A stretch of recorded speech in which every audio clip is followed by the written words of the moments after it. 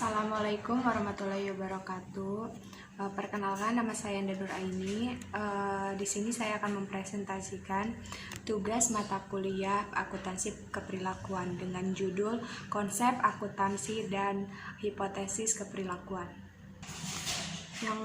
Pembahasan yang pertama yaitu awal perdebatan konsep keperilakuan.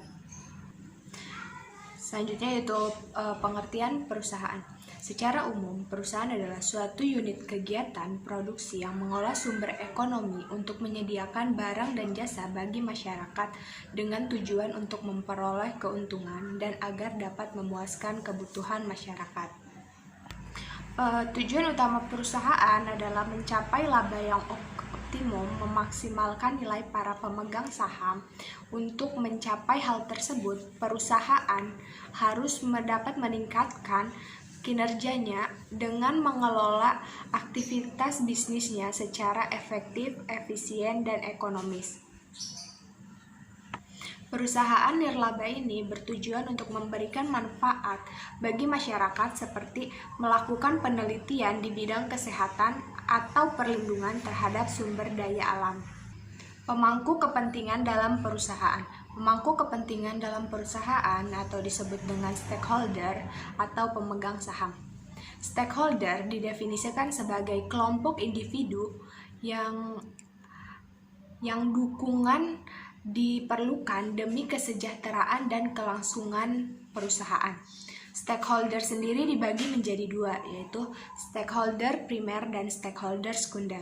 Stakeholder primer adalah pihak di mana tanpa partisipasi yang berkelanjutan, organisasi tidak dapat bertahan. Yang kedua yaitu stakeholder sekunder adalah pihak yang mempengaruhi atau dipengaruhi oleh perusahaan, tetapi mereka tidak terlibat dalam transaksi dengan perusahaan dan tidak begitu penting untuk kelangsungan hidup perusahaan. Pembahasan selanjutnya yaitu munculnya perdebatan persepsi. Yang pertama yaitu teori kepemilikan.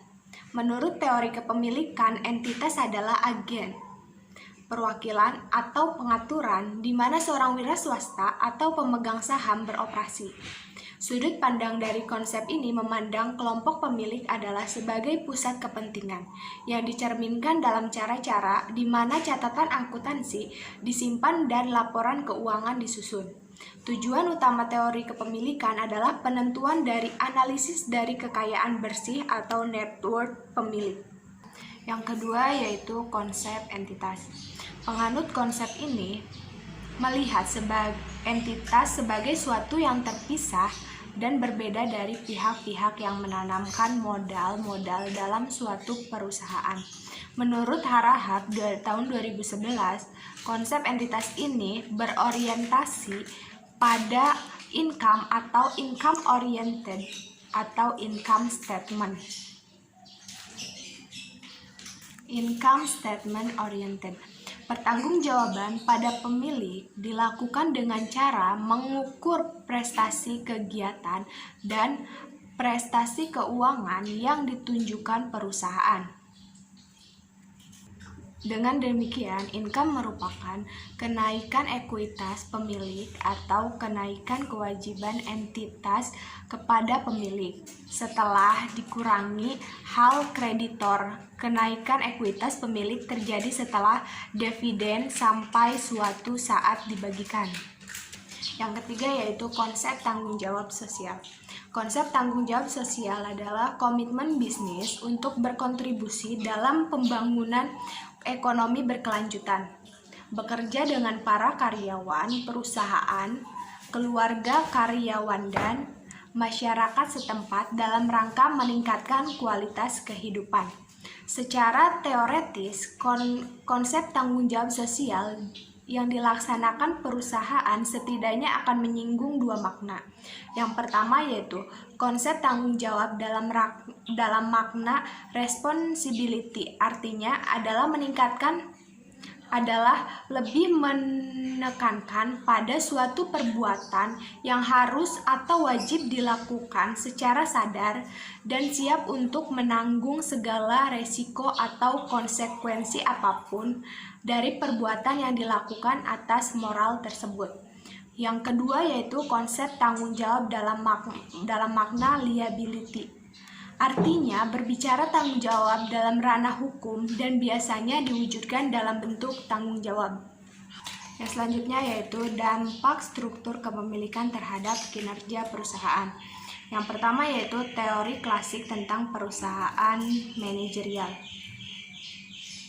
Teori ini menjelaskan bahwa terjadinya perbedaan kinerja perusahaan yang dikendalikan oleh manajemen jika dibandingkan dengan perusahaan yang dikendalikan oleh pemilik perusahaan disebabkan karena adanya perbedaan kepentingan di antara keduanya. Kepentingan pemilik perusahaan adalah memaksimalkan nilai pasar dari perusahaan, sedangkan kepentingan dari manajerial adalah memaksimalkan utilitas atau kekuatan, keamanan, status, dan pendapatan. Yang kedua yaitu teori keagenan atau agensi teori. Teori ini menjelaskan bahwa suatu hubungan yang berdasarkan pada kontrak yang terjadi antar anggota dalam perusahaan, yakni antara prinsipal atau pemilik dan agen, sebagai pelaku utama. Pemilik merupakan pihak yang memberikan mandat kepada agen untuk bertindak atas nama pemilik, sedangkan agen merupakan pihak yang diberikan mandat oleh pemilik untuk menjalankan perusahaan. Yang selanjutnya yaitu pengaruh teori ekonomi perusahaan. Ilmuwan Levi Strauss dan Jacob Davis adalah wakil dari ekonomi yang mengadopsi konsep entitas, serta melihat perusahaan itu sendiri sebagai wiraswasta dan keuntungan sebagai penghasilan bersih perusahaan.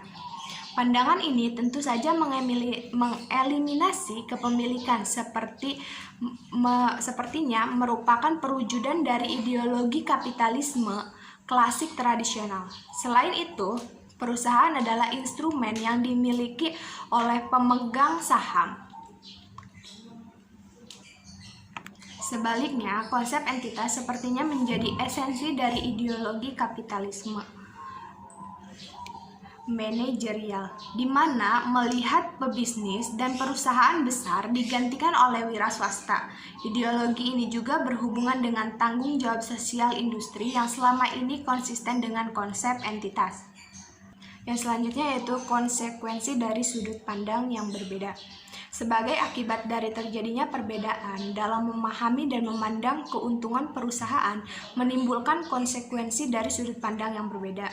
Beberapa cara berbeda dalam melihat penanganan kepentingan individual, dividen, dan pajak perusahaan dalam proses penentuan keuntungan menjadi pembahasan yang hangat dibicarakan. Dari penjelasan tersebut, timbulnya pemahaman yang berbeda mengenai konsep kepemilikan dan konsep entitas dapat dilihat dari perbedaan cara dalam memahami dan memandang keuntungan perusahaan. Yang selanjutnya yaitu beberapa hipotesis keberlakuan untuk konsep yang berbeda. Yang pertama yaitu alasan terjadinya persepsi. Budaya adalah pengaruh paling penting yang sangat berbeda antara satu masyarakat dengan masyarakat lain. Ahli antropologi telah menunjukkan bagaimana perbedaan budaya bertanggung jawab atas bermacam-macam perbedaan sikap terhadap banyak hal. Namun, dalam pembahasan ini, budaya total tidak menjadi faktor penting karena terdapat perbedaan persepsi dalam suatu budaya. Selanjutnya harus dinyatakan bahwa manusia tidak sepenuhnya menyadari seluruh aspek dari struktur nilai mereka atau bermacam sikap yang masuk ke dalam struktur tersebut. Oleh karena itu, mereka tidak sepenuhnya menyadari persepsi mereka terhadap lingkungan tertentu. Yang selanjutnya yaitu beberapa hipotesis mengenai konsep kepemilikan. Terdapat hipotesis bahwa sebagian besar pemegang saham yang memiliki saham dari perusahaan dalam jumlah yang substansial menganut pandangan kepemilikan.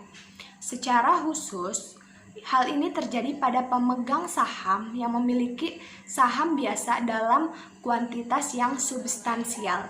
Di sini diakui bahwa sebagian besar praktik akuntan publik didasarkan pada pandangan kepemilikan, dan mereka yang membahas hal ini sepertinya setuju bahwa ini merupakan hasil dari pengadopsian mereka terhadap sudut pandang pemegang saham ketika mereka melakukan audit terhadap banyak perusahaan. Yang selanjutnya itu beberapa hipotesis berkaitan dengan konsep entitas. Terdapat hipotesis bahwa sebagian besar perusahaan yang bertanggung jawab didelegasikan menganut konsep entitas. Semakin tinggi skala hierarkis dari pegawai, semakin kuat mereka menganut konsep ini. Mayoritas dari pegawai semacam ini, baik secara sadar maupun tidak, memandang entitas sebagai pemilik dari keuntungan ketika mereka mendapatkan aset bersih. Selain itu, disampaikan bahwa isu saham psikologis bagi eksekutif tidak akan mengubah pandangan bahwa kesejahteraan mereka bergantung pada kehidupan keberhasilan entitas. Kemudian dari penjelasan materi tersebut maka dapat diambil kesimpulan. Perusahaan merupakan organisasi yang memiliki berbagai sistem yang saling terkait. Sistem tersebut dibuat oleh sejumlah orang guna untuk mempermudah proses operasi perusahaan serta pengendalian aktivitas perusahaan secara keseluruhan. Dari dua teori kepemilikan dan terorientitas tersebut bahwa konsep yang diterapkan dalam kehidupan masyarakat dan banyak pengaruh-pengaruh sosial yang merubah cara pandang mereka yang berbeda-beda. Dalam dua sudut pandang berbeda ini, kita dapat mengambil konsep entitas karena pencatatan pemegang saham adalah catatan akuntansi pribadi. Yang selanjutnya terdapat hipotesis bahwa sebagian besar pemegang saham yang memiliki saham dari suatu perusahaan dalam jumlah yang substansial menganut pandangan kepemilikan. Sebagian besar pemegang saham yang memiliki saham dari perusahaan dalam jumlah yang substansial menganut pandangan kepemilikan. Terdapat hipotesis bahwa sebagian besar pegawai perusahaan yang bertanggung jawab didelegasikan menganut konsep entitas. Semakin tinggi skala hierarkis dari pegawai ini, semakin kuat mereka menganut konsep ini. Maka cenderung memandang pemegang saham sebagai bagian yang penting bagi perusahaan, tetapi bukan bagi pemiliknya. Cukup sekian paparan materi yang dapat saya sampaikan. Kurang dan lebihnya mohon maaf. Wabillahi taufiq wal hidayah. Wassalamualaikum warahmatullahi wabarakatuh.